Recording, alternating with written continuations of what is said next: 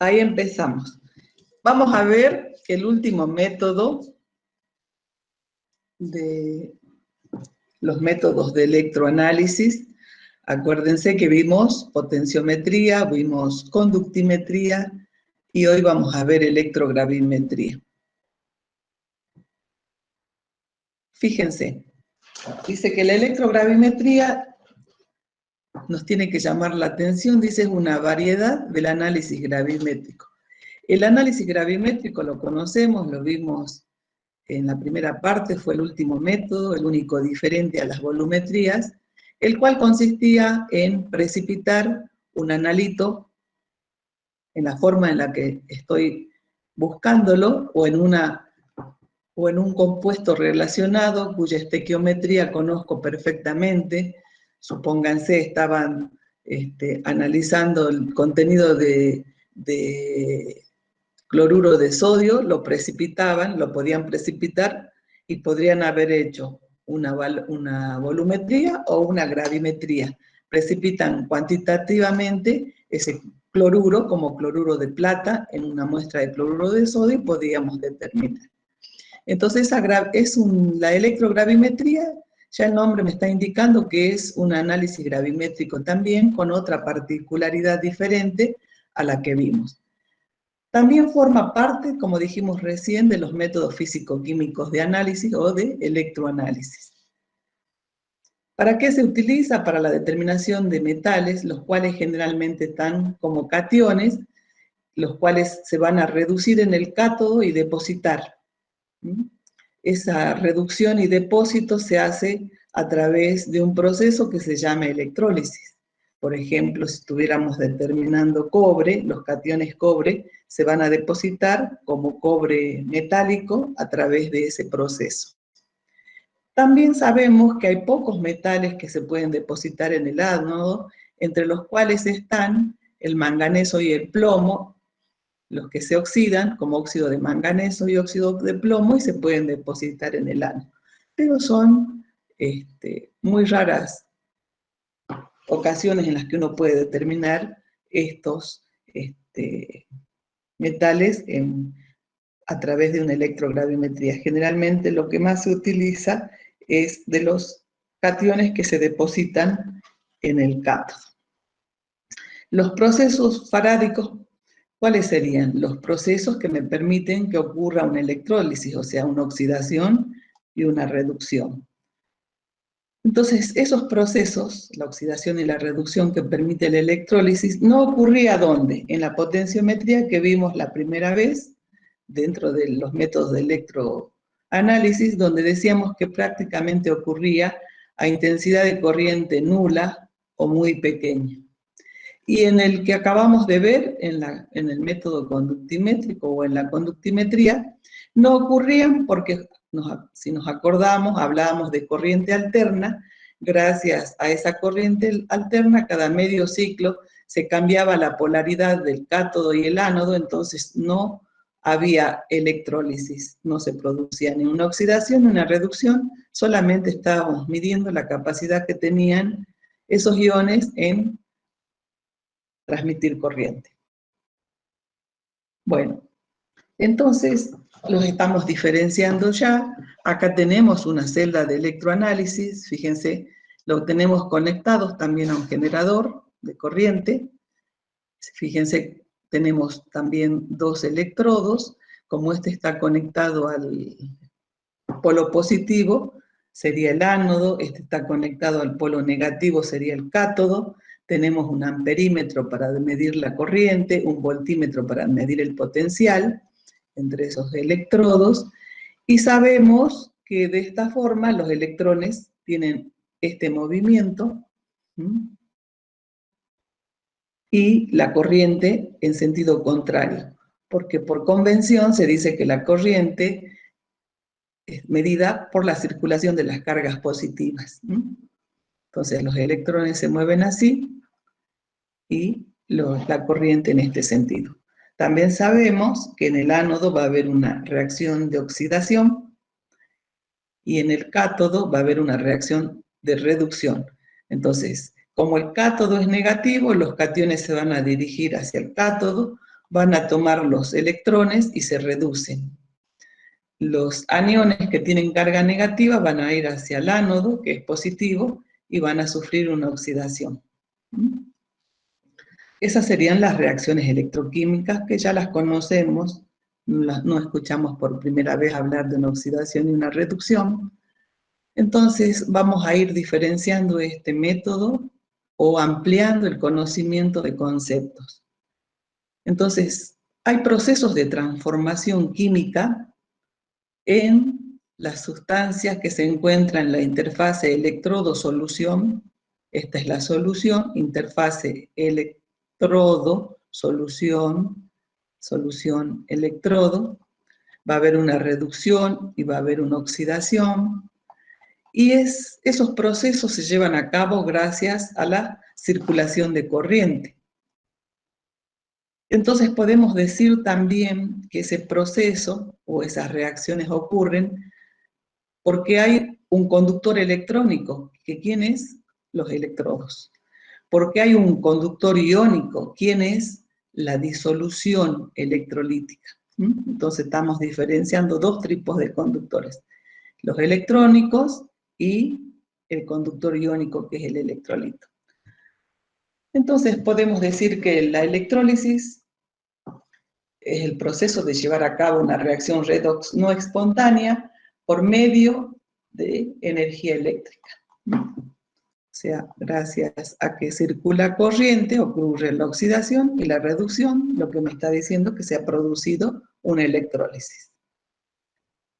Esas sustancias electroactivas, ¿cuáles serían? ¿Quiénes son esas sustancias que reaccionan? Son sustancias que experimentan una transformación. Esa transformación que sería una reacción electroquímica. ¿Y quiénes son esas sustancias electroactivas? Pueden ser los electrolitos, que hacen conductoras a las soluciones, porque transportan corriente por electromigración de cationes o aniones. Bueno, acá lo identifica el cobre ya. Y también pueden ser esas sustancias electroactivas un oxidante o un reductor iónico o molecular, que es el que va a intercambiar electrones en la zona de electronegatividad, perdón, de electroactividad. Es lo que decíamos recién, está la solución y esa solución está en la interfase entre el electrodo y la solución, donde se van a generar estas sustancias electroactivas. Bueno, dicho esto, más o menos estamos hablando. Parece que anda mal internet. A ver, nos volvemos entonces acá. Ahí empezamos con las leyes de Faraday. Sí, profe. Bueno, decíamos que la primera ley de Faraday dice que la cantidad de sustancia electrolizada, esa cantidad que puede ser producida o consumida, se relaciona con la cantidad de electricidad a través de esta expresión, donde si estamos considerando la reacción de reducción, diríamos que los moles gramo o ion gramo de oxidante que se reduce es igual a la cantidad de electricidad que circula dividido el número de electrones implicados en la reacción y el número de coulombios involucrados en la electrólisis de un equivalente químico, o lo más conocido por nosotros por el Faraday, que son los 96.500 coulombs. Como estoy hablando de cantidad, generalmente si digo moles, no me relaciono. Cuando yo hablo de masa es cuando más alta a la vista una cantidad, por lo tanto vamos a tratar de transformar los moles en masa. Y diríamos que el número de moles es masa sobre peso molecular, o sea que la masa va a ser el número de moles por el peso molecular. Entonces a esa expresión multiplicamos por el peso molecular y tendríamos la masa del oxidante que se reduce. La segunda ley de Faraday relaciona la intensidad de la corriente con la velocidad de esa reacción. Entonces, esa intensidad decimos que es la unidad, una intensidad, en un instante cualquiera podemos decir que es la cantidad de carga por unidad de tiempo. Esa cantidad de carga, si yo me remito a esta expresión, vamos a tener que puedo decir que va a aparecer el número de moles, el número de electrones, la constante de Faraday, lo que me había quedado como el número de moles de oxidante por unidad de tiempo, reemplazando, ¿no es cierto? Y lo único que voy a hacer acá ahora es multiplicar y dividir por una constante de manera tal que no se altera la igualdad, ¿verdad? Multiplico y divido por A, que es el área del electrodo, de manera tal que voy a transformar entonces el número de moles por unidad de área y tiempo es un flujo de sustancia hacia el electrodo, o sea, los moles por moles gramos por centímetro al cuadrado por segundo. ¿Estamos de acuerdo? Entonces, vemos que si yo hablo de flujo, estoy hablando en realidad de la velocidad. De esta forma estaría relacionada la intensidad de la corriente con la velocidad, porque el número de electrones puestos en juego, la constante de Faraday y el área del electrodo es una constante. Entonces estoy relacionando la intensidad con la velocidad. Ese flujo de sustancia del que estamos hablando, los números de moles por unidad de área y unidad de tiempo, puede ser descrito a través de tres procesos: una difusión natural, una electromigración o una difusión convectiva o forzada. Esa difusión natural se va a dar porque va a haber un flujo de sustancias de la región de mayor concentración a la de menor concentración. ¿En dónde va a ocurrir? La interfaz electrodo-solución. Acuérdense que yo acá tengo el electrolito. Si acá vienen los cobre, por ejemplo, se acercan al electrodo, toman los electrones y se reducen, tiene que haber este movimiento. Acá hay una disminución de la concentración de cobre porque están siendo reducidos, por lo tanto, acá en el seno del líquido es mayor la concentración. Entonces va a haber una circulación de la de mayor a menor concentración, ese es el movimiento que acabamos de decir, que va a haber una difusión natural en la interfaz electrodo-disolución. ¿De quién? De la especie electroactivo que se va consumiendo, el cobre, por ejemplo. Si yo hablo de la electromigración, se da por la atracción electrostática que hay con los electrodos, que esa atracción va a ser mayor cuanto mayor sea la movilidad del ion, y esa movilidad del ion va a ser mayor cuanto mayor sea la intensidad del campo eléctrico establecido entre esos electrodos. O sea, eso se debe a una atracción electrostática por diferencias de carga.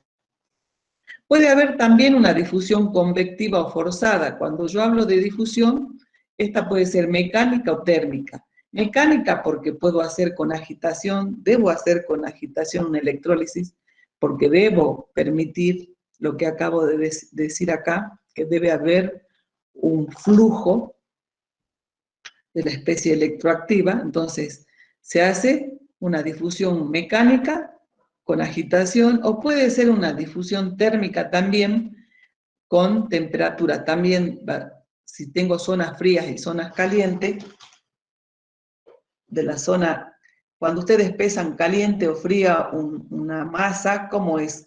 Si está caliente tiene menor peso que la fría.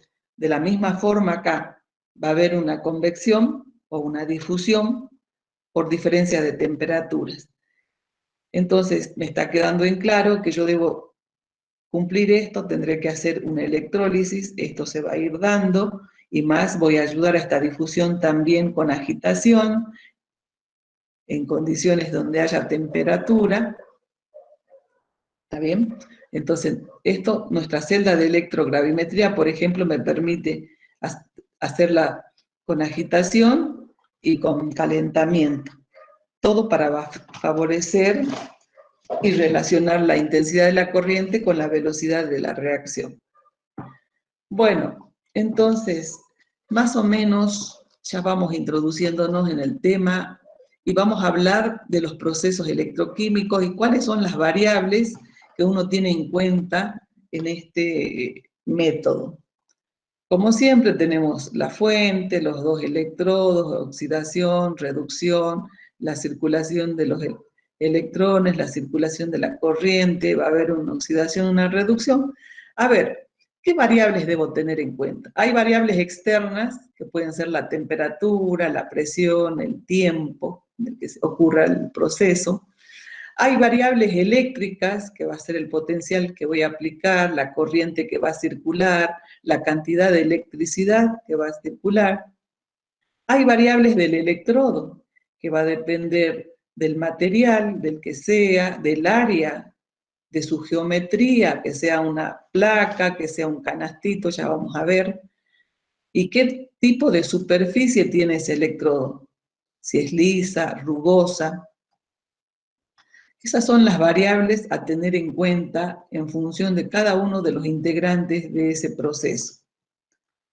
Se deben ajustar variables de transferencia de masa, que está relacionada con las variables de la solución. Yo necesito que haya una transferencia de masa, que lleguen, tomen los electrones, se reduzca, llegue, se produzca la oxidación.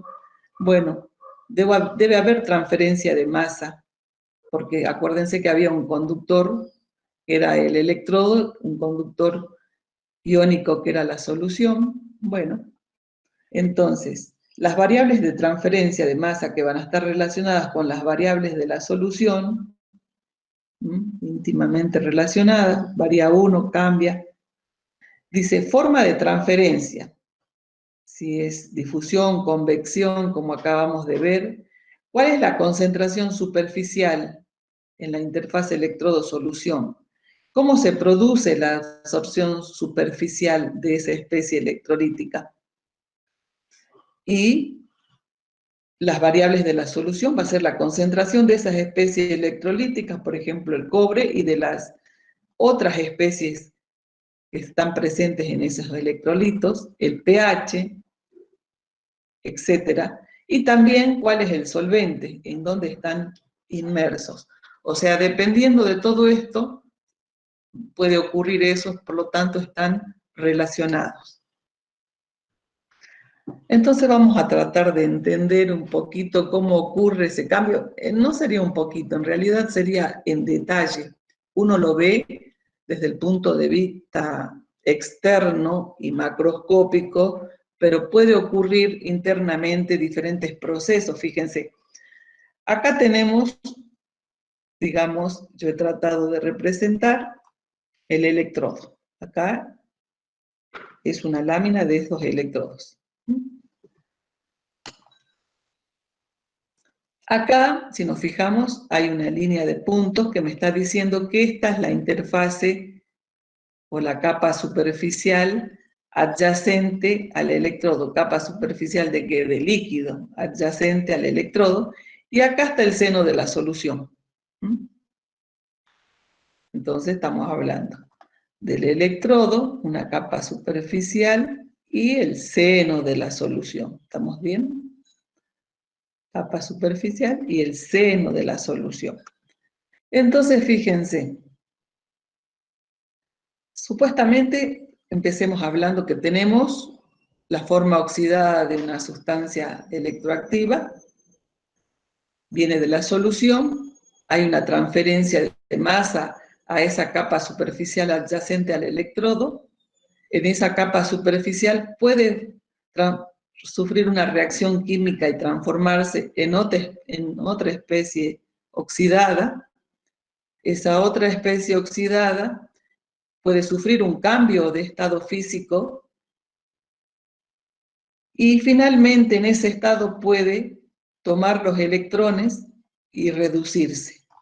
De la misma forma, esa especie reducida puede sufrir un cambio físico y transformarse, puede sufrir una reacción química y transformarse, y finalmente una transferencia de masa de la forma reducida.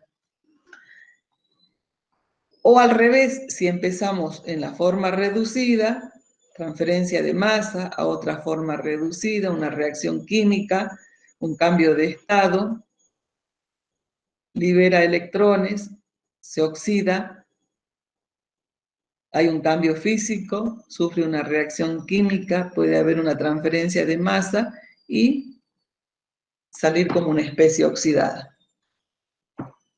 Fíjense, todos estos cambios pueden ser posibles, por supuesto que yo no los voy a ver cuando hago la electrólisis, capaz que si yo estoy viendo que vienen los cobre 2 más, han sufrido todo esto, toman los electrones y se reducen, ¿sí? Y se reducen. O ya vamos a ver cuál es el otro proceso. Pero básicamente puede ocurrir todo esto. Todas esas transformaciones son las etapas en las que ocurre esa reacción electrolítica.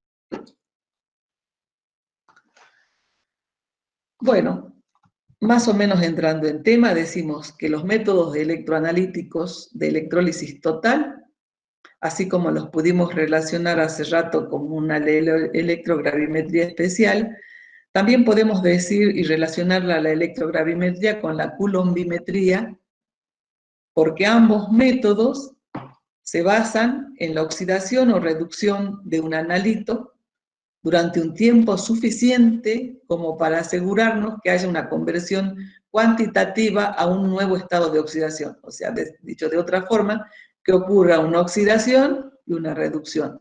El tiempo suficiente para que ocurra la oxidación y la reducción. A la coulombimetría le va a interesar la intensidad de la corriente que involucra este proceso. Y a la electrogravimetría le va a interesar el depósito que se forma en uno de los electrodos. Entonces, pero ambos se basan en lo mismo, solo que se miden cosas diferentes. Estos métodos cuentan con sensibilidad, selectividad, ocurren a una velocidad moderada, son precisos y exactos, y una característica especial de la electrogravimetría es que no necesita calibración. La cantidad medida y el peso del analito algunas veces se puede deducir de la teoría. Uno hace un cálculo teórico y puede decidir qué tiempo le va a llevar a esa electrogravimetría para que ocurra esto, una conversión cuantitativa.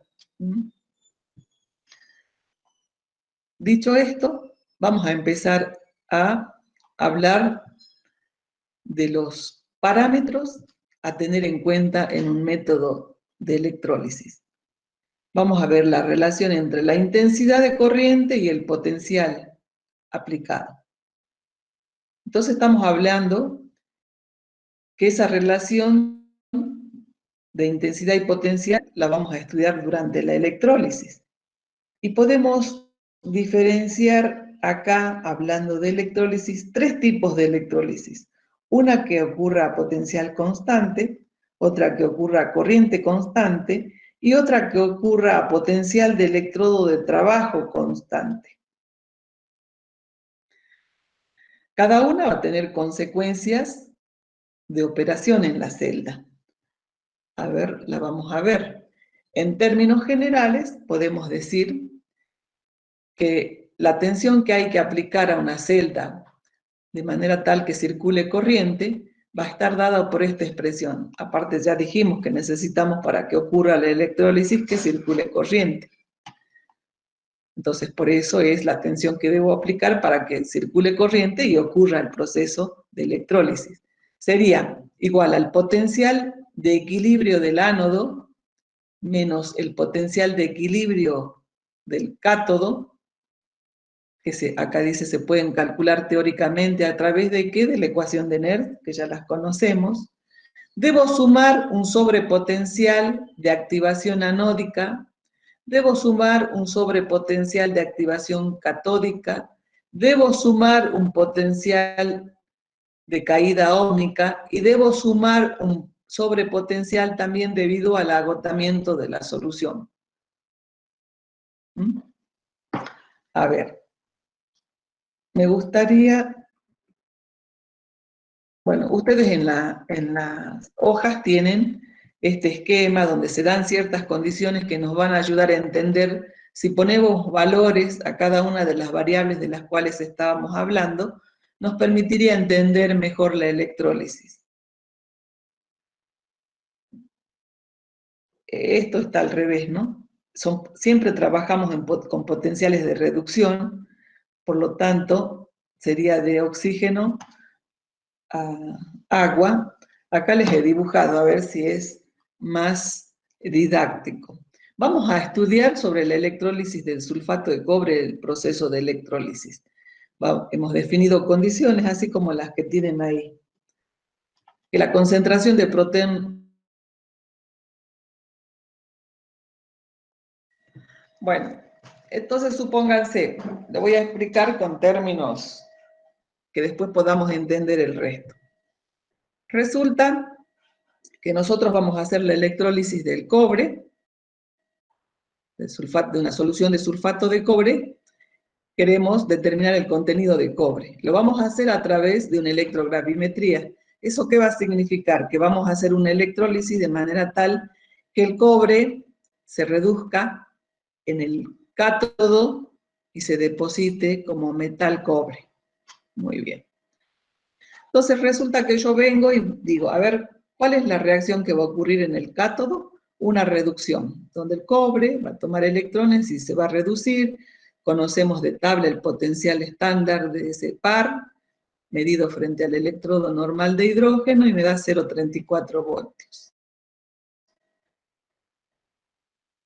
Hasta ahora no hablemos de esta. En el ánodo va a haber un proceso de oxidación que va a ser la de oxidación del agua, que también tiene un E0, igual a 1,23 voltios. Entonces resulta, yo vengo, hago los cálculos del circuito abierto, no está circulando corriente, estoy en condiciones de equilibrio, digo, el potencial de equilibrio del ánodo va a ser igual al E0, más 0,059 sobre 2, logaritmo de la concentración de protones al cuadrado, por la presión parcial del oxígeno a la 1/2. ¿De dónde saca eso, profe? Y acá, la ecuación de Nernst la aplicamos. Es E0 más 0,059, logaritmo de las especies oxidadas. ¿Cuáles serían las especies oxidadas? Sobre las especies reducidas. La oxidada, concentración de protones al cuadrado, como es un gas, presión parcial del oxígeno a la 1/2, y sobre el agua, que es 1. ¿Estamos de acuerdo? Y 2, porque son 2 los electrones puestos en juego. Entonces, aplicado a la ecuación de Nernst, me da 1,23. ¿Por qué si era el E0, profe? Y bueno, la concentración de protones dijimos que es 1. Si la concentración de protones es 1, logaritmo de 1 ya es 0, o sea que este término se haría 0, ¿verdad? Y me da entonces el E de equilibrio del ánodo igual directamente al E0. Bien. Aplico lo mismo, el potencial de equilibrio del cátodo va a ser el E0 de la forma oxidada a la forma reducida, más 0,059 sobre 2. ¿Cuántos electrones? Logaritmo de la concentración de cobre 2 más. Reemplazamos el E0 y dijimos que la concentración del cobre es 0,022.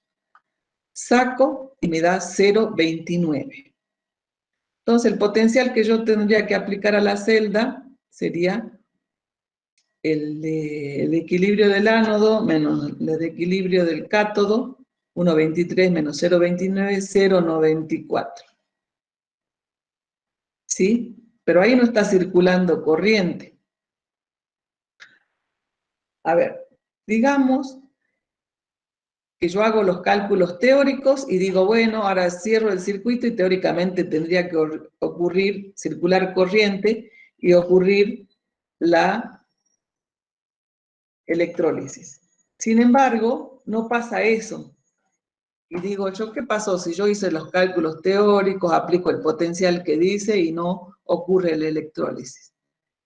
Bueno, me olvidé de tener en cuenta que como el electrolito es un conductor de segunda especie, va a ofrecer todo conductor resistencia al paso de corriente.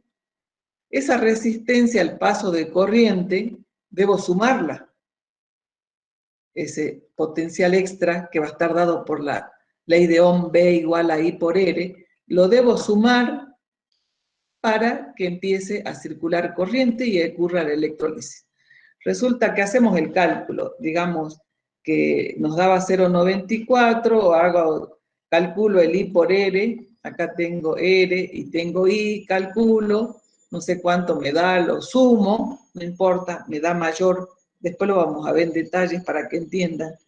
Resulta que me da más grande que 1,94, qué sé yo, 1,2, no sé cuánto, 1,2. Bien, aplico ese potencial y tampoco ocurre la electrólisis todavía. Digo, ¿qué pasó acá?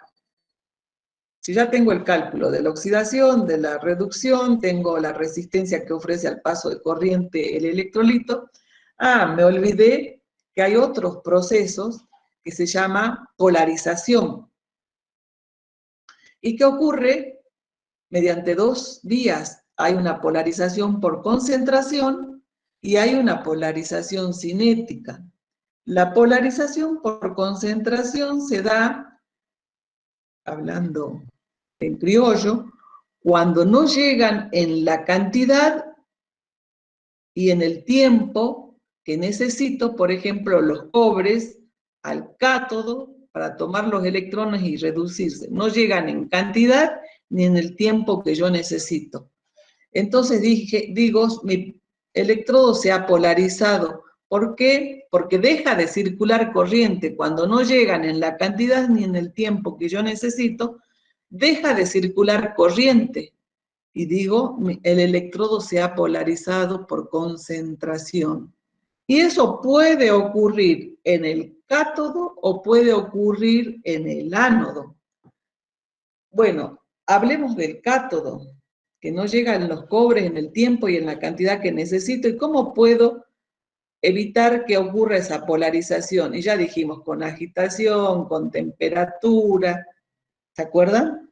Bueno, puedo vencer y impedir que ocurra la polarización por concentración en el cátodo. Y en el ánodo ocurría la oxidación del agua. ¿Y será un problema? ¿Podrá ocurrir una polarización por concentración en el ánodo? Y no, porque el medio es acuoso, nunca voy a tener deficiencia de agua para que se oxide y se produzca oxígeno en el ánodo. Por lo tanto, la polarización por concentración en el ánodo no va a ocurrir. ¿Estamos de acuerdo? Bien, la profe dijo recién, polarización por concentración. En el cátodo lo puedo salvar con lo que hablamos, en el ánodo no va a ocurrir porque no hay déficit de agua para que se oxide. La otra polarización es la cinética, y esa polarización cinética, que ya la vamos a estudiar dentro de poco en detalle, es importante solamente cuando hay desprendimiento gaseoso. En el cátodo hay desprendimiento gaseoso, no. Por lo tanto, no hay polarización cinética. ¿Hay polarización cinética en el ánodo? Sí, hay desprendimiento de oxígeno, por lo tanto es importante. Entonces, tendré que sumar al ánodo ese potencial extra para tener en cuenta el desprendimiento gaseoso. Entonces, teniendo en cuenta a cada uno de estos,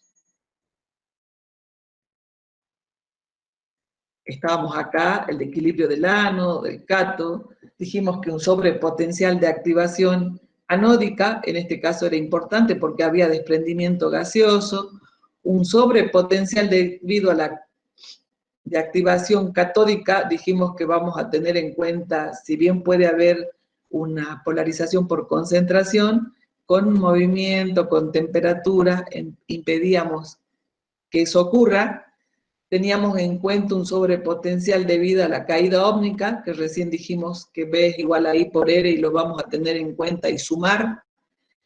Podría haber necesaria una sobretensión por agotamiento de la solución, y bueno, están un poco relacionadas con el potencial de activación catódico. O sea, hablando, dijimos, necesito tener en cuenta los potenciales de equilibrio y otros sobrepotenciales necesarios para que circule corriente y ocurra la electrólisis. Bueno, ese es el estudio que vamos a hacer ahora. Como recién dije, si no circula corriente, el circuito está abierto, podemos encontrar los potenciales de equilibrio a través de la ecuación de Nernst, y sabemos que el potencial de la celda podría estar dado por la diferencia de ambos. Ahora, ¿qué ocurre? Cierro ese circuito. Ahora cierro acá el circuito y tiene que empezar a circular corriente. Por lo tanto, va a ocurrir lo que acabo de decir recién. Hay una polarización y sobrepotenciales que necesitan aplicarse. Por lo tanto, vamos a hablar. Si yo estoy graficando la corriente en función del potencial aplicado, vemos que tiene esta respuesta. Prácticamente hay un tramo donde la corriente es nula, empieza a subir la corriente, y este potencial donde la corriente es nula es lo que conocemos como potencial de abandono. Y necesito encontrar el potencial de descomposición, que es el potencial suficiente como para que comience a circular corriente y ocurra la reacción electródica. ¿Y cómo lo encuentro? Y trazo una recta, fíjense, que representa esa parte de la curva, intercepta al eje donde están los potenciales, y digo que ese es el potencial al cual va a empezar a circular corriente, y yo lo voy a llamar potencial de descomposición. Bueno, dicho eso, dice, cuando el potencial es distinto al potencial donde la corriente es nula, o el potencial de abandono resulta que es diferente, puede ser cualquier estado de esto, pero no está circulando corriente, ¿qué ha pasado?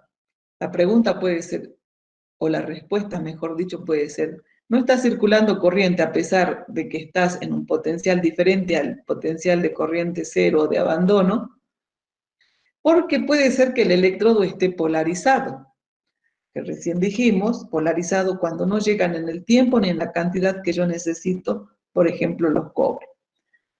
A ver, si yo quiero representar un electrodo ideal polarizado y un electrodo ideal no polarizado para entender lo que significa la polarización, si yo represento intensidad en función de potencial, como acabamos de ver, y obtengo, fíjense, esta respuesta, que hay un cambio considerable de potencial y prácticamente la intensidad de corriente no cambia. Deja de circular corriente, dijimos, está polarizado, el electrodo está polarizado porque deja de circular corriente, y acá lo estoy viendo, el potencial está cambiando, mire el salto que está pegando, y sin embargo la corriente es nula. El electrodo está polarizado. Sin embargo, un electrodo que no está polarizado, fíjense, esta sería la respuesta, que el potencial no cambia con el paso de corriente. Fíjense cómo cambia la corriente y el potencial no cambia. ¿Y yo qué necesito? Aplicar un potencial y que circule corriente. Por lo tanto, esto es un electrodo ideal, es la forma en la que debería trabajar el electrodo. Por lo tanto, no tiene que estar polarizado. ¿Estamos de acuerdo? Tiene que circular corriente sin cambiar el potencial. Hay una etapa limitante de la reacción global que tiene que ver con la intensidad de la corriente. Entonces, recién más o menos nos introdujimos conceptualmente en la polarización. Polarización por concentración, polarización por transferencia de carga o polarización cinética, de la que les hablaba recién.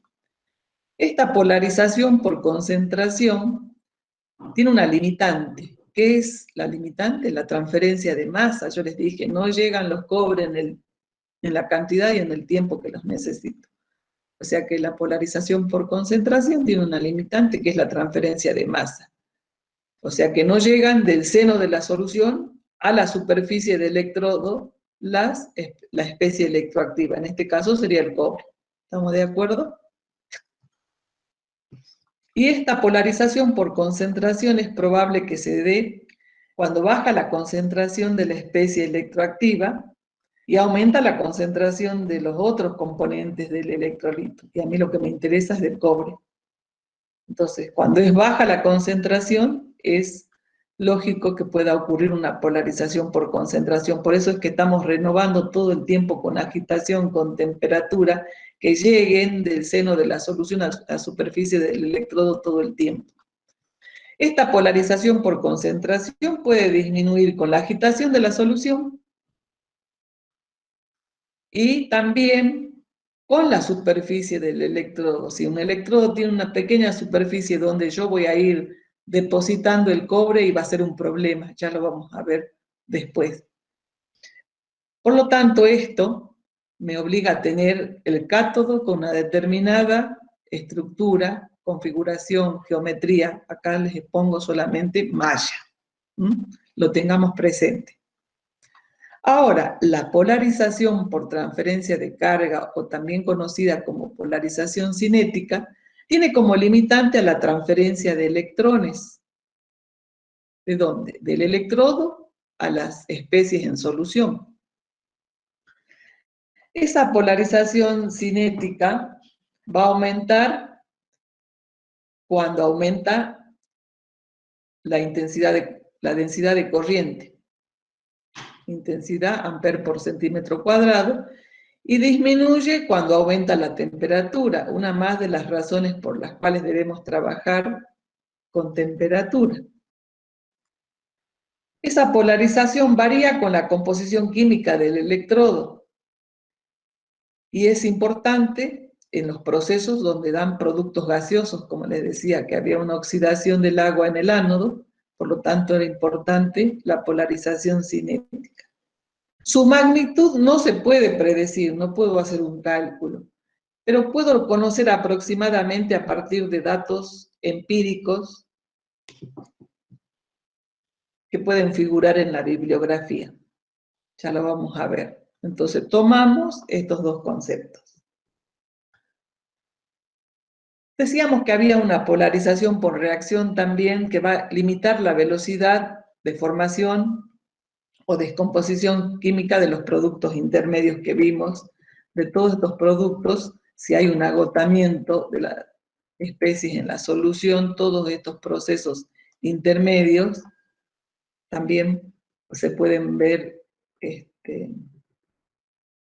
involucrados en ese, pueden ser la limitante de esa velocidad.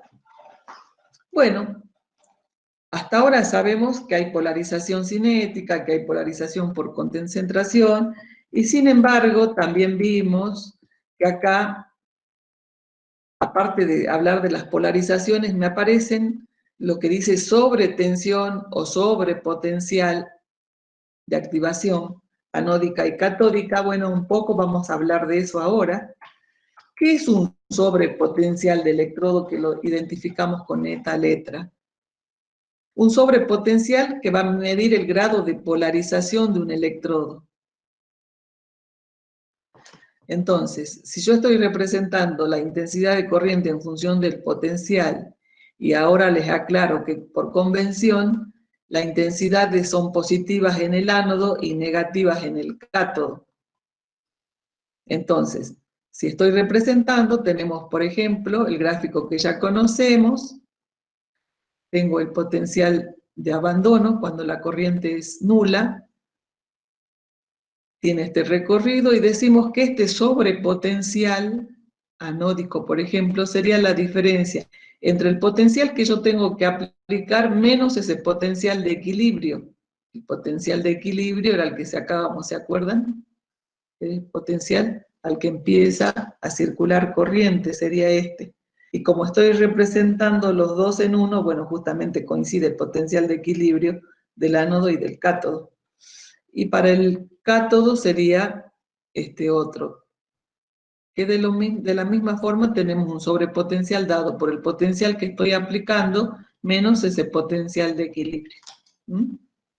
Entonces, cuando hablo de sobrepotencial, me está mostrando un potencial que debo aplicar teniendo en cuenta después el potencial de equilibrio. Más aún, yo voy a hablar del sobrepotencial de activación, ese potencial de activación anódica y catódica que aparece en la fórmula. Potencial de activación anódica, potencial de activación catódica. Vamos a hablar del potencial de activación y evidentemente en el ánodo, dice, mide el grado de polarización del electrodo por transferencia de carga. Es un potencial adicional necesario que debo aplicar para que se produzca una corriente neta y ocurra un intercambio de electrones, que es importante cuando se producen gases. Entonces hablo de un potencial de activación anódico. Y les decía que no se puede calcular, pero sí se puede predecir a partir de datos empíricos que figuran en bibliografía. Por ejemplo, podemos encontrar cuando el desprendimiento sea de hidrógeno en una solución de sulfúrico 1 formal con electrodos sólidos de diversos materiales. Y acá tenemos electrodo de plata, de cobre, de grafito, de níquel, de platino platinizado, de platino liso, en función de las densidades de corriente que circulan. Acá cuando la formación es de oxígeno, en función también del tipo de electrodo y de la densidad de corriente. Nosotros teníamos que nuestro electrodo era de platino liso y que se desprendía oxígeno y que la densidad de corriente era 0,1, por eso lo tengo puesto como 0,85 cuando veamos. Densidad de corriente 0,01, la densidad de corriente, y acá creo que decía platino liso. La superficie, el platino liso, entonces esa sería la forma que nosotros vamos a encontrar ese sobrepotencial que debo sumar cuando hago el cálculo. Ahora vamos a seguir viendo, después vamos en detalle al cálculo. Podríamos hablar entonces también de un sobrepotencial por concentración, que es un potencial adicional que debo aplicar debido al acotamiento de la disolución. Mide el grado de polarización del electrodo por concentración, es lo que veníamos diciendo. No se pueden calcular por el medio de la ecuación de Nernst y es difícil determinar la concentración de las disoluciones adyacentes a los electrodos. Ya dijimos, no llegan en el tiempo ni en el momento, y puede ser también porque ahí se va agotando la solución, cada vez tengo menos cobre, ¿verdad? Muy bien, esto ya lo vimos, lo entendemos. Y también hay un sobrepotencial óhmico, que era la resistencia que ofrecían al paso de corriente del electrolito y que se podía calcular con la ecuación de Ohm, potencial igual a I por R, como es un potencial adicional para contrarrestar la resistencia eléctrica de la celda al paso de corriente. Bueno, están definidos todos. Entonces ahora, en este gráfico, vamos a tratar de poner en juego todos los conceptos que acabamos de ver. Tenemos la intensidad en función del potencial. Para el ánodo, ahí dice, por convención, las intensidades anódicas son positivas y las catódicas son negativas. Acá estamos en potencial. Ya hemos hecho el cálculo, por ejemplo, la de oxidación del ánodo, vimos que era 1,23, que para las condiciones en las que nosotros teníamos coincidía con el, acuérdense, el I con el E0. Potencial de equilibrio era igual que el E0, ¿no es cierto? Muy bien, entonces nos venimos acá y sabemos que debemos aplicar un sobrepotencial de activación anódica porque se desprendía oxígeno y que lo sacamos de tabla, que es 0,85. Ese sería el sobrepotencial que yo debo sumar al potencial del ánodo.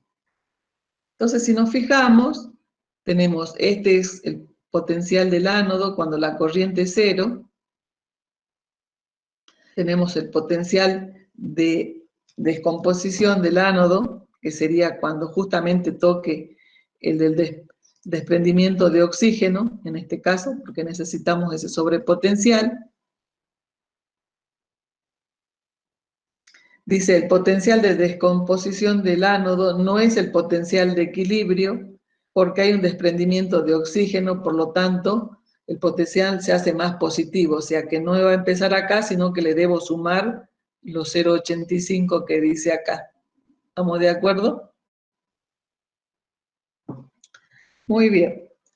Ahora, para el cátodo, dijimos que el E0 era 0,34. Cuando hicimos el cálculo para nuestro sistema nos dio 0,29. ¿Se acuerdan? Estamos representando esto. Era 0,34, sumamos las condiciones y me da 0,23. De la misma forma que ya vimos este. Bueno, entonces nos da 0,34 sería este, cuando no circula corriente. 0,29 sería acá el potencial de descomposición. Bueno, y vamos a aclarar. Acá dice el cobre, va a tomar los electrones y se va a reducir. El cobre se va depositando, por lo tanto va a ir disminución de la concentración de cobre. Esa disminución puede producir que el potencial de descomposición del cátodo cada vez se vaya corriendo, se va haciendo más negativo, o sea, va obteniendo valores menores, y puedo ir tocando B, C, A, o sea, se va corriendo, voy tocando diferentes potenciales porque va disminuyendo la concentración de cobre. Puede llegar a bajar tanto la concentración de cobre que se polarice el electrodo por concentración, deja de circular corriente porque ya no hay cobre. Y puede tocar un valor límite de corriente, fíjense, puede llegar así a tocar este potencial de descomposición de quién, del hidrógeno, o puede seguir este camino, o este. Son todos potenciales óhmicos los que me hacen esta inclinación. O sea, en definitiva, ¿qué estamos diciendo? Que el cobre se va depositando. A medida que se va depositando el cobre, va disminuyendo su concentración. Al ir disminuyendo su concentración, se va corriendo hacia potenciales más negativos o de menor valor. Ahí. Y puede ocurrir que se polarice por concentración.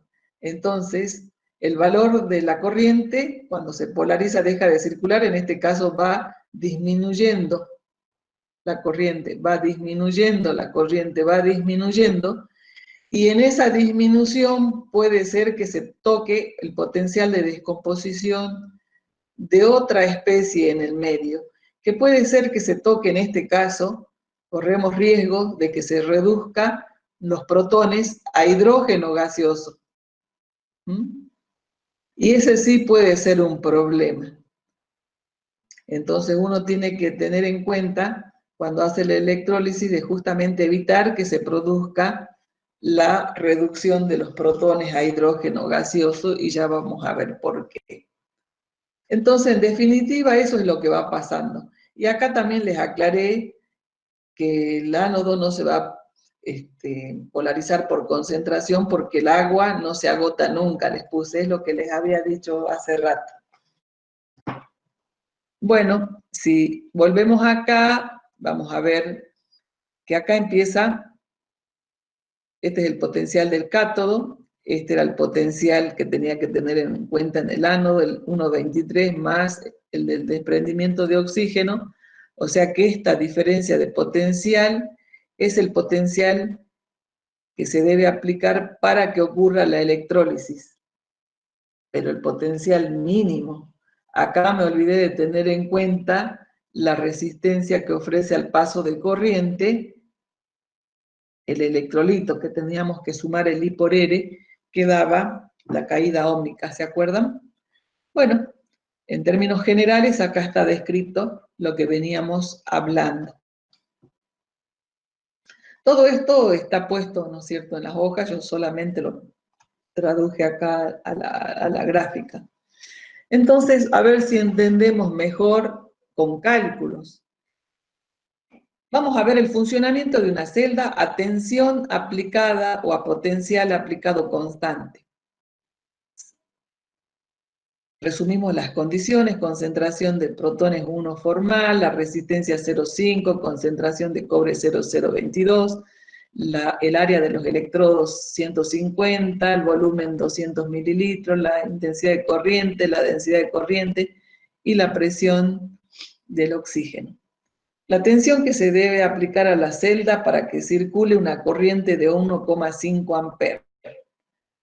El potencial de equilibrio del ánodo menos la del cátodo, más el de activación del ánodo, que ya sabemos que debemos sumar porque hay un desprendimiento de oxígeno. También le vamos a sumar el potencial, que es la resistencia que ofrece al paso de corriente el electrolito. Ya vimos cómo calculábamos el potencial de equilibrio del ánodo, el potencial de equilibrio del cátodo, el sobrepotencial de activación, de donde lo sacábamos, de la bibliografía. El sobrepotencial debido a la caída ómnica, podíamos multiplicar la intensidad por la resistencia y nos da 0,75 voltios, que sería la sobretensión por caída ómnica. Entonces, el potencial, la tensión de descomposición mínima sería el potencial de descomposición del ánodo menos la del cátodo, y el potencial del ánodo va a ser los 1,23 más los 0,85 menos la del cátodo, 0,79. Pero para que circule corriente, debía sumarle ¿cuál? La resistencia óhmica.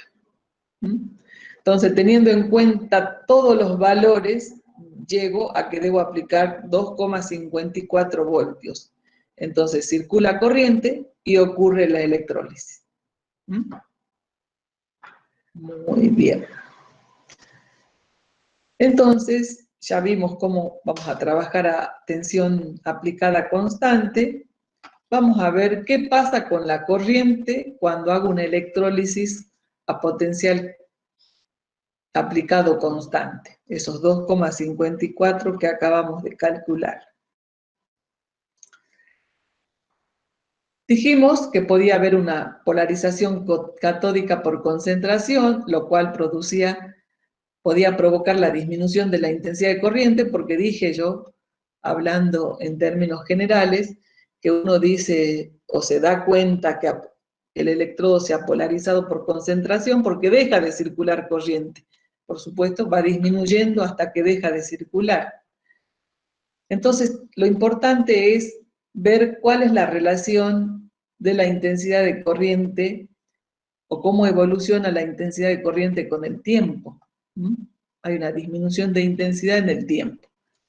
Esa intensidad está dada por esta expresión, que tiene una función exponencial, esta gráfica.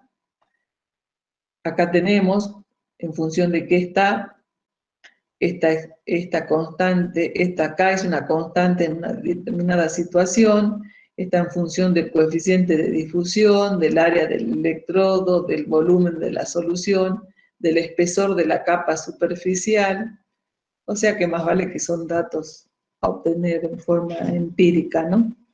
Entonces, fíjense, si yo estaría representando la intensidad en función del tiempo, tendría una gráfica de esta forma en función de esta expresión, y, por ejemplo, mi intensidad de corriente dijimos que era de 1,5 amperes, empieza en 1,5 amperes y va con esta función, donde prácticamente hay una disminución de esa intensidad en el tiempo. Durante 30 minutos se produjo la electrólisis, me fijo que recién ha disminuido al 0,08 la intensidad de corriente, pero en ese tiempo, cuando prácticamente ya empieza a ser nula la corriente, ya se ha depositado el 96% del cobre. Entonces estoy viendo el comportamiento durante 30 minutos de esa electrólisis, se ha depositado el 96% del cobre, se ha producido una disminución de la intensidad de corriente. ¿Por qué? Por polarización, por concentración. Entonces esa sería la relación entre la corriente, los cambios de corriente, cuando estoy haciendo potencial constante. Ahora, ¿qué pasa cuando cambios de potencial y estoy haciendo la electrólisis a potencial constante? Potencial en función del tiempo. Y acá vamos a tener varios componentes porque hay varios potenciales a tener en cuenta. Por el primero, el sobrepotencial de activación anódica del que hablábamos, dice se mantiene constante debido al exceso de productos reactivos. ¿Quién se oxidaba? El agua. Como generalmente no había déficit de agua, podemos decir que prácticamente se mantiene constante ese sobrepotencial de activación anódica. Los únicos que pueden cambiar van a ser los asociados al cátodo. ¿Y cuáles son ellos? El potencial del cátodo, que vimos que cuando va a disminuir la concentración de cobre, se hacía cada vez más negativo, dice, y sí va tomando valores menores, fíjense, 0,30, 0,20, hagan los cálculos después. Entonces puede tener esta respuesta, porque la concentración de cobre va disminuyendo. El sobrepotencial óhmico, la resistencia que ofrece al paso de corriente el electrolito, tiene la misma respuesta que el de la corriente, fíjense. La que acabamos de ver. Y sería esta. Tenemos que tener en cuenta el potencial del cátodo más el sobrepotencial por concentración catódica que necesito, y la suma de los dos sería esta respuesta. Y el hecho de que se sumen, fíjense, el S como tenía, este era el S, y cuando le tengo que sumar ese sobrepotencial se dispara, y es esto. Entonces, esto hace que haya pérdida de selectividad y que pueda provocar la electrólisis de otras especies. ¿Y cómo lo veo? Y acá tenemos el ejemplo. Por ejemplo, acá, si se tiene el plomo, cadmio y cobre en la misma concentración que dijimos, 0,022. Me fijo, el plomo puede sufrir, esta es la reacción de reducción, su E0 es este. Si hago el cálculo con la ecuación de Nernst me da menos 0,175 voltios. Menos 0,175 voltios estaría acá el plomo. El punto del cadmio, lo mismo el E0, calculado con la ecuación de Nernst a la misma concentración, me da menos 0,454, estaríamos acá. Y después dice que puede haber un desprendimiento de de hidrógeno, donde tengo que tener en cuenta el potencial de equilibrio del cátodo más ese sobrepotencial necesario a tener en cuenta. Y me da 0,5. Si me fijo, entonces, ¿qué me está diciendo? Que si tengo cobre, plomo y cadmio prácticamente en igualdad de concentraciones, no voy a poder depositar cobre solo, porque se me pueden depositar plomo, cadmio, puede verse hidrógeno simultáneamente, y no podría obtener cobre solo. Eso me lleva a decir que hacer una electrólisis a potencial constante no es una electrólisis selectiva. No me va a permitir determinar, por ejemplo, cobre, están presentes cadmio y plomo en las mismas concentraciones. Tendría depósitos de ambos. Primero se depositaría el plomo, después el cadmio, y bueno, ya vimos para el cobre cuál era el potencial. ¿sí? Entonces, ese es el problema que tiene la electrólisis a potencial constante. Tendría que tener o muy diferentes las concentraciones o solamente para una especie como nosotros hacemos la electrólisis del sulfato de cobre, donde tenemos sulfato nada más, perdón, donde tenemos cobre nada más. Ese es uno de los impedimentos que tiene este tipo de electrólisis. Si hablamos de la electrólisis ahora a corriente constante, vamos a ver por qué este llamadito es para que entendamos por qué tiene este valor, que lo vamos a ver ahora. Dice, si esa corriente constante, la polarización por concentración catódica siempre sigue siendo, esto se sigue manteniendo, ¿no es cierto? Siempre los cambios pueden ocurrir en el cátodo, cualquiera sea la electrólisis que estoy analizando. Por lo tanto, acá también hablo de la polarización por concentración catódica. Esa polarización hace que disminuya la corriente, la intensidad de corriente. Por lo tanto, si disminuye la intensidad de corriente para que siga circulando, lo primero que uno hace es tratar de aumentar el potencial aplicado. Y ese aumento del potencial hace que ocurran cambios en la sobretensión, o el sobrepotencial de concentración catódica que teníamos que tener en cuenta, ¿se acuerdan? Y de última, en la suma de ambos.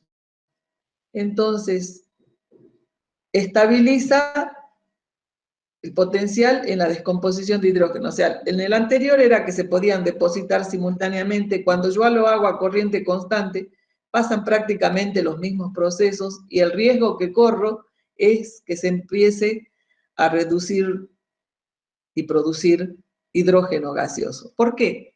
Porque voy a ver que si tengo el potencial en función del tiempo, estoy analizando el cobre, tiene un potencial de 0, ¿cuánto me daba? 0,29, potencial de equilibrio, y el del hidrógeno más o menos me da en 0,5. Hay una reacción de electrodo de hidrógeno y de cobre. Dice, cambios de potencial del cátodo durante la descomposición del cobre a una intensidad corriente de 1,5 amperes, tampoco es selectivo, porque yo tenía cobre, pero corro riesgo de que se desprenda hidrógeno. Entonces, ¿cuándo es aplicable? En el otro caso teníamos problema de que se deposite en algunas otras especies que tienen la misma concentración, por lo tanto decíamos que solamente podríamos hacer la electrólisis del cobre. Sabemos que el sulfato de cobre solamente tenemos cobre, y acá también tendría que tener cuidado, porque tampoco es selectivo, porque corro riesgo de que se reduzcan los protones y se produzca hidrógeno gaseoso. Entonces dice, tampoco es selectivo este método. ¿Cuándo lo puedo aplicar? Cuando se tiene un solo analito, si hay más de un analito, y cuando es difícil, porque hay una gran diferencia de potenciales entre uno y otros. O sea, ¿qué estoy diciendo? Que lo puedo aplicar como en el caso anterior, solamente si tengo sulfato de cobre y cuidando de no tocar el potencial de reducción del hidrógeno. Y si hay más de un analito, los puedo utilizar cuando hay una gran diferencia de potenciales entre unos y otros.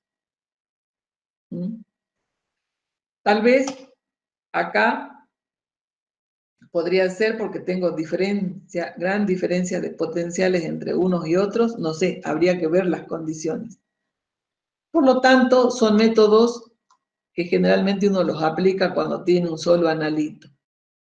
Pero por suerte, si yo quiero o sí debo utilizar una electrólisis, lo puedo hacer trabajando en una celda donde trabaja potencial de electrodo de trabajo constante. ¿Cuál sería el potencial del electrodo de trabajo? Puede ser el ánodo o el cátodo. En el caso que yo estoy haciendo, por ejemplo, reducciones de cadmio, de cobre, lo puedo hacer como electrodo de trabajo al cátodo porque es donde se van a depositar, ¿verdad? Entonces, el potencial de electrodo de trabajo en este caso sería manteniendo constante el potencial del cátodo. ¿Y cómo voy a hacer eso? Se llama también electrólisis potenciostática. La electrólisis a potencial de electrodo de trabajo, cátodo o ánodo controlado constante, se realiza para un valor dado de potencial adecuado que permita la separación de esa especie electroactiva.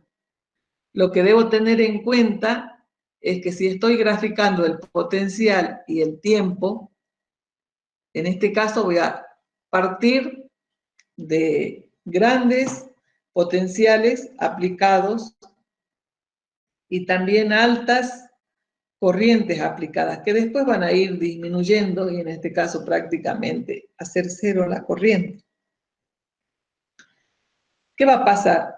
A medida que avanza la electrólisis, se necesita menor potencial aplicado y por lo tanto menor es la intensidad de corriente y llegando a ser cero al final. O sea, lo que yo debía tener en cuenta en los otros dos métodos, acá estarían siendo tenidas en cuenta. A ver, ¿cómo ocurre eso?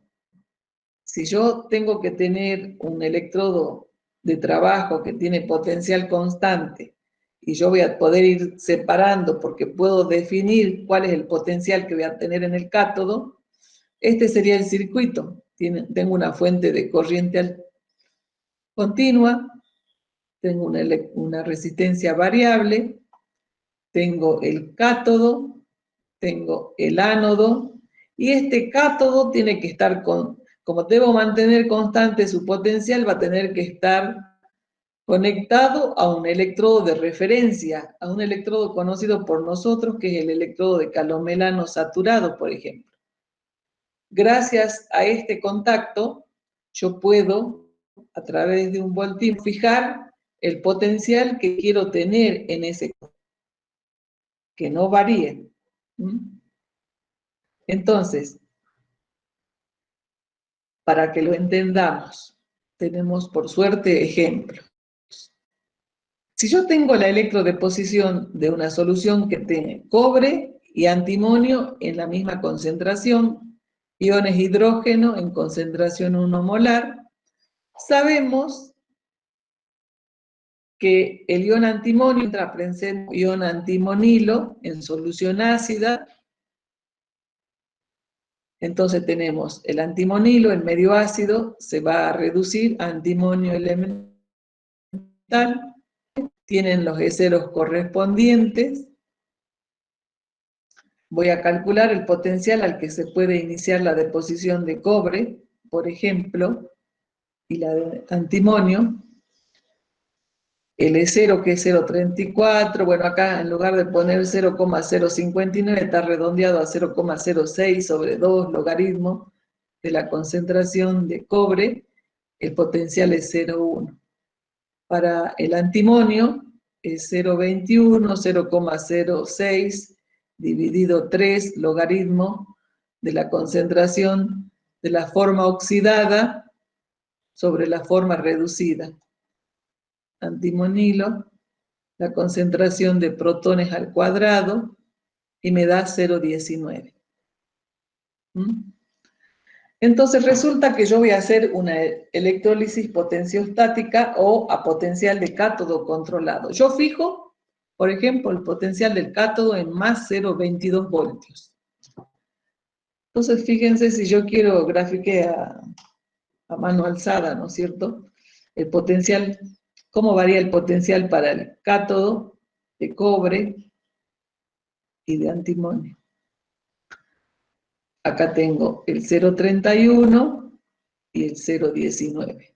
Yo aplico un potencial de 0,22. Si yo aplico ese potencial, puedo decir que se ha depositado el cobre y queda en solución, ¿quién? El antimonio, en esas condiciones. A ver, ¿Cuál es la concentración de cobre en solución sin depositar? Si yo apliqué este potencial, sigo y encuentro la concentración de cobre es 10 a la menos 4. Y habrá sido la precipitación cuantitativa del cobre que me está diciendo la profe acá. Acá este potencial se depositó todo el cobre y el antimonio queda en solución. A ver, ¿cuál es el porcentaje depositado?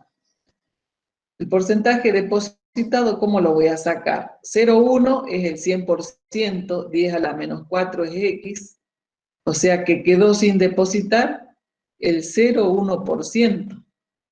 Si quedó sin depositar el 0,1%, ¿cuánto se depositó? El 99,9%. Puedo decir que cuando yo fijo el potencial, el 0,22, ¿se ha depositado todo el cobre y queda el antimonio en solución? Sí.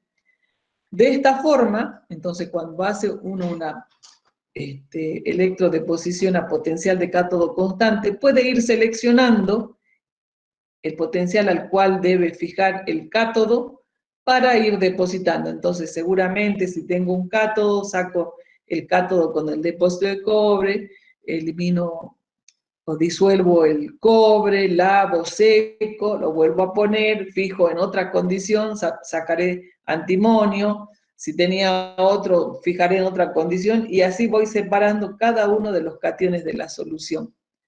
¿Sí? Este tipo de electrólisis sí es selectiva, me permite ir separando porque fijo condiciones. Entonces, como conclusión, dice la electrólisis potenciostática, con la electrólisis se logra depositar el cobre y que el antimonio quede en solución. Esa sería una aplicación. Entonces, que me queden claro, fijando el potencial del cátodo en un valor que permita hacer este tipo de separación. Si yo estaría haciendo el mismo sistema que acabamos de ver, pero la electrólisis galvanostática o también a corriente constante, que vimos hace rato, se ajusta la corriente a un cierto valor, por eso es a corriente constante. A medida que se verifica la electrólisis, sabemos que la concentración del cobre va disminuyendo y el cátodo se va haciendo cada vez más negativo, y para que continúe la electrólisis, por ejemplo, si yo aplico un potencial de 0,22, la concentración de cobre, habíamos visto que era 10 a la menos 4. Y si el potencial, se debe tener en cuenta entonces esto, y también el sobrepotencial de activación catódico. Entonces, ese potencial se va a hacer menor a 0,22, por ejemplo, que llegue al valor de 0,19, porque está ocurriendo esto. Entonces también, como lo estoy haciendo a corriente constante y va pasando esto, va a depositarse antimonio junto con el cobre. Por lo tanto, va a ser imposible depositar cobre de forma pura. Sin embargo, no está todo dicho. Está bien, este trabaja muy bien, pero necesité un electrodo extra. Pero puede ser que no tenga esa posibilidad y lo tengo que hacer a corriente constante, pero tengo este problema. Pero por suerte se puede salvar, porque puede uno utilizar algunas veces, por ejemplo, la posibilidad esta que me ofrece, el hecho de agregar un formador de complejos con iones metálicos, cosa que nosotros sabemos cómo se forman los complejos, que permitan afectar la selectividad favoreciendo la separación. O sea, no está todo dicho. Como es química, puedo seguir trabajando, complejando y mejorar esta condición. A ver, ¿cuál sería? Si yo agrego un agente complejante como el fluoruro de sodio, va a afectar la selectividad favoreciendo la separación. Dice que la concentración de ese complejante va a ser 0,5 formal. Entonces, ¿cómo se va a formar el complejo? El antimonilo va a reaccionar en medio ácido con ese formador de complejo y se forma este complejo que tiene una constante de formación de 5,5, un logaritmo de constante de 5,5, o sea que 10 a la 5,5. que el cobre puede reaccionar también con ese agente formador de complejo y tiene una constante de formación de 10 a la 0,7. Comparo las constantes de formación desde ya que el que forma con el antimonilo es más estable el complejo. Veamos si yo voy a calcular las concentraciones de ambos metales a partir del valor de las constantes de formación de complejo y de las concentraciones dadas acá, ¿verdad? Porque es el mismo sistema. Entonces, la constante de formación del complejo con el antimonio va a ser igual a la concentración del complejo dividida la concentración del antimonilo, concentración de protones al cuadrado por la concentración de fluoruro. ¿Cuál va a ser la concentración del complejo y la misma concentración del metal? Porque más que eso no se va a formar, 0,1. Entonces, 0,1 sobre la concentración de antimonilo, concentración de protones era 1 al cuadrado. La concentración de fluoruro, ¿cuánto me va a quedar? Si tenía 0,5 y acomplejado a 0,1, porque mol, equivalente, tengo todo de dato para calcular y la única incógnita es la concentración de antimonilo. Esa concentración de antimonilo, si despejo, me da 8 por 10 a la menos 7 molar. De la misma forma, la constante para formación del complejo del cobre, hacemos lo mismo, los cálculos, y me da la concentración de cobre 5 por 10 a la menos 2 molar. ¿Cuál es el potencial al que se inicia el depósito de cobre? Bueno, es 0 más 0,06 sobre 2 logaritmo de la concentración de ¿quién? Del cobre. 0,30 dice. Lo mismo, el potencial al que se inicia la deposición de antimonio, 0,21, todo lo mismo, reemplazando por los valores que acabo de encontrar. 0,09 han cambiado estos potenciales, ¿verdad? Gracias al complejamiento. Entonces, tengo del cobre, que empieza en 0,30, del antimonio, que se ha trasladado a 0,09. Entonces, hago el análisis. La concentración de cobre en solución cuando comienza a depositarse el antimonio, ¿cuál va a ser? Para que se deposite el antimonio, el potencial es 0,09. Entonces, ¿cuándo se va a depositar el cobre? Aplico para el cobre. Si tengo ese potencial, 0,34, 0,06 sobre 2, logaritmo de la concentración de cobre. ¿Cuánto es el cobre? 5 por 10 a la menos 9 molar. Entonces, ¿cuál es la concentración cuando empieza a depositarse el antimonio? Y prácticamente nada. O sea que las condiciones son más favorables para el depósito de cobre 2 en presencia del antimonio. ¿Estamos de acuerdo? Bueno, de esa forma, sin aplicar potencial de cátodo constante, trabajando a corriente constante, utilizando el artificio de formar complejos, puedo también separar. Acá, cuando se empieza a depositar el antimonio, prácticamente no tengo cobre. 5 por 10 a la menos 9, o sea que las condiciones de esta forma son favorables para el depósito de cobre en presencia de antimonio. ¿Estamos de acuerdo? Bueno, de esas formas se puede trabajar. O sea, ya hemos visto en corriente constante trabajando con los complejos y a potencial de cátodo constante también lo podemos ir variando al potencial y permitiendo el depósito de cada uno de los metales que tenga la solución. Bueno, en cuanto a la selectividad de las electrodeposiciones, ¿cuáles son los factores que van a determinarla? Las especies presentes, los potenciales normales de electrodo, que haya eficiencia en la agitación, por lo que acabamos de decir, que haya temperatura, ya sabemos, pH, por lo que acabamos de ver, sobrepotenciales, concentraciones, y presencia de agentes formadores complejos. Todo eso me permiten hacer selectiva esas electrodeposiciones. Bueno, si es tan importante un electrodo, no solamente desde el punto de vista de las condiciones de potencial que aplique, de corriente que circule, de concentraciones, de formación de complejos, ahora es importante ver qué condiciones debe cumplir ese electrodo y qué condiciones cumple lo depositado.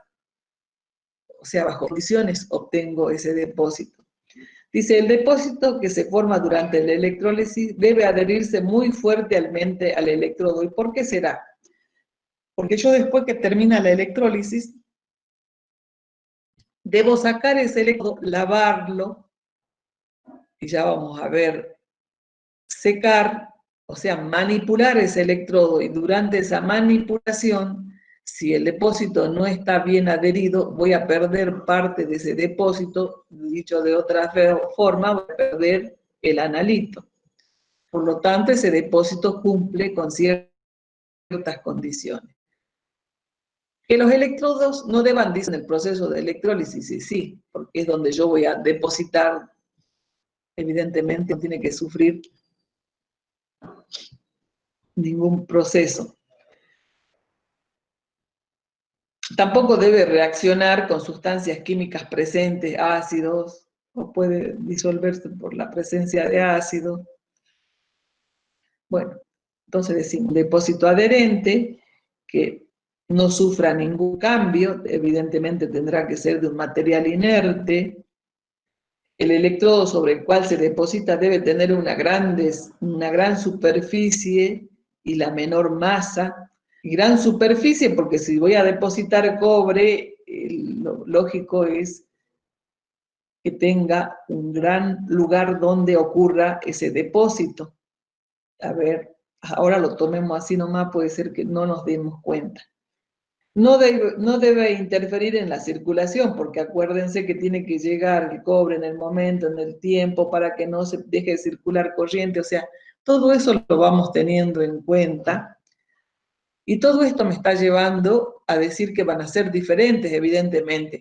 No van a ser iguales a los electrodos de potenciometría, no van a ser iguales a la celda conductimétrica, electrodos chiquititos de 1 centímetro, separados de 1 centímetro, porque ¿qué hago con electrodos de esas características para obtener un depósito? No, va a tener que tener esta forma, fíjense. Generalmente, donde se produce el depósito es en el cátodo. Esta es la canastilla que les decía, o una malla. ¿Y de qué elemento es? De platino. Y dice que debe tener poca masa y peso, y sí, una porque es de platino, entonces es un enrejado, fíjense, es como una rejillita, y peso porque si yo, para saber cuánto se ha depositado, necesito, fíjense, ¿cómo haría yo vamos por acá, ¿cómo haría los cálculos del cobre? ¿Cuánto es el porcentaje de cobre que tiene? Este es un sulfato de cobre. Masa de cobre por 100 dividido la masa de muestra. Entonces, para saber cuánto es la masa de cobre, necesito tener el depósito, la masa de cobre, ¿cómo lo voy a sacar? El peso del electrodo más el depósito, menos el peso del electrodo solo. La diferencia de peso, este sería el peso antes del electrólisis y este el peso después que se ha cubierto de cobre. No sé si ven el colorcito. Entonces, para saber cuánto cobre se ha depositado, debo conocer su peso antes y el peso después. Por diferencia de peso, sacamos la masa de cobre. Entonces, acuérdense que trabajamos con balanzas analíticas, o sea que los pesos, si yo tengo un electrodo macizo de platino y va a pesar un montón, aparte que va a significar muchos pesos, por lo tanto, uno dice que es un canasto. ¿Y por qué también de forma redonda? Porque tiene para depositarse en todo el contorno de la cara externa, en todo el contorno de la cara interna, hay circulación de solución todo el tiempo, o sea que estoy cumpliendo con esto, que sea un depósito adherente, que sea inerte porque es de platino, que tenga una superficie grande y menor masa, es como canasta. no debe interferir en la circulación del líquido, tiene esas características. Este es el cátodo. Y el ánodo es este, que también es de platino, aunque nosotros tenemos este cátodo en lugar de un tirabuzón, tenemos una varillita, no una varillita, es como una placa, un cilindro, no es cilindro, es un... Bueno, ahora no me va a salir el nombre. Bueno, es una placa. Una paletita. Una paletita de platino, ¿sí? Entonces, eso es lo que tenemos. Acá están, esta es la sulfuro. Entonces, yo cuando hago el electrólisis, ¿qué va a ir pasando? Cuando el cobre va reduciéndose, va cada vez perdiendo color la solución. Cada vez más clarita. Y yo digo, a ver, ¿cuándo terminó la electrólisis? Y cuando yo tranquilamente digo, veo como que la solución es incolora. No sé, no estoy segura. Quedan dos opciones que hacemos nosotros generalmente en la práctica. Podemos sacar una gotita de la solución a una placa de toque.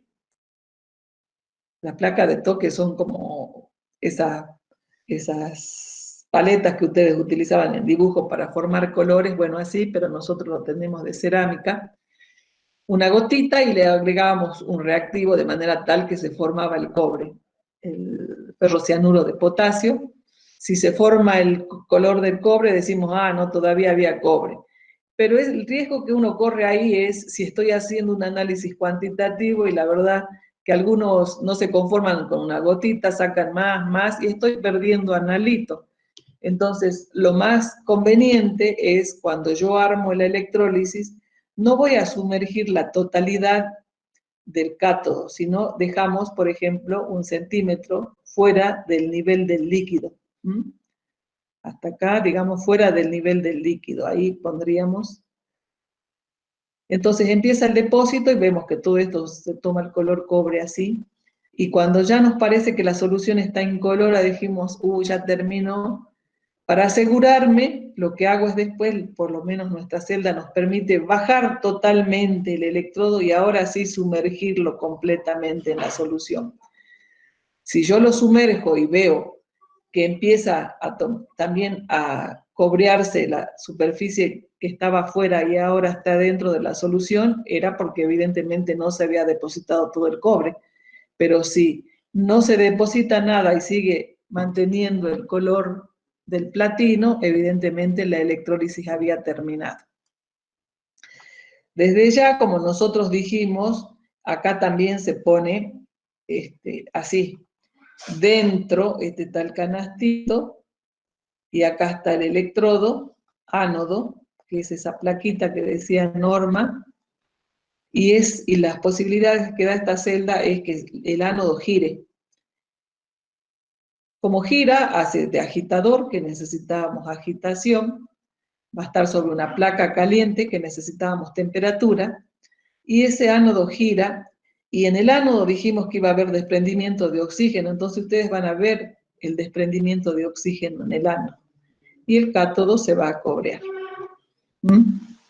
Entonces, de esa forma es en la que se hace la electrólisis. Nosotros lo hacemos solamente porque no tenemos todas las posibilidades para ir cambiando lo que vimos recién, lo hacemos a potencial constante y solamente del cobre, y en las condiciones que le dan en la parte práctica es para impedir que se llegue a desprender hidrógeno, porque ¿cuál sería el problema? Que se nos forme hidrógeno gaseoso. Y estaríamos acá. El depósito que se forma durante la electrólisis debe adherirse muy fuertemente al electrodo. Si logramos que se desprenda hidrógeno gaseoso en el cátodo, vamos a tener un depósito poroso, así como los chocolates aireados, nos perderíamos. Ustedes comparan cuando comen un chocolate aireado con un chocolate que no es aireado, ¿cómo es? El aireado se disuelve inmediatamente, se rompe. Bueno, entonces si nosotros tendríamos un electrodo un depósito de esa forma, lo perderíamos al manipular, porque dijimos que lo tenemos que sacar, lavar, secar en una estufa durante un tiempo, lavamos con agua, con alcohol, secamos para pesar y sacar esta diferencia de peso. Ese tiempo de manipulación y proceso de manipulación, si tengo yo algo poroso, me va seguramente permitir perder parte de ese analito. Entonces esas son las condiciones en las que nosotros hacemos la electrólisis. Bueno, eso es todo. Creo que eso es todo. Bueno, ahí eran para ver las diferentes formas, ¿ves? Cómo queda el canasto, el electrodo. Ahí está, esta es la forma de nuestro electrodo, una varillita, ¿ves? Y no un tirabuzón. Ya me acordaba que lo había sacado por eso. Bueno, entonces esa es la forma en la que trabajamos, con agitación, con temperatura. Esa es la solución de sulfato de cobre. Bueno, eso sería todo.